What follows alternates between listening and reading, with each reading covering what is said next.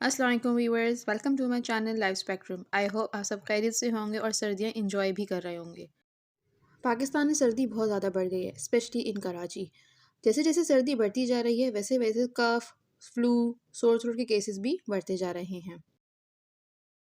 जो आज मैं आपसे रेसिपी शेयर कर रही हूँ वो है जिंजर टी।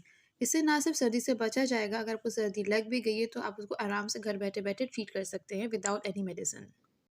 सबसे पहले एक पैन में मैंने लिया 1 कप पानी, 1 कप दूध, 1 टीस्पून पत्ती या टी, 1 इलायची, 1 टेबलस्पून हनी या शहद and 1 tablespoon of freshly grated ginger या अदरक।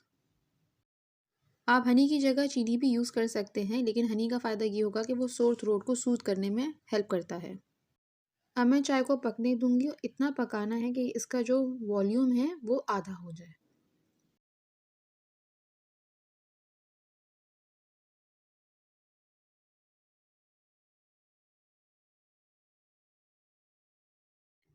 इजी सी जिंजर टी रेडी हो चुकी है।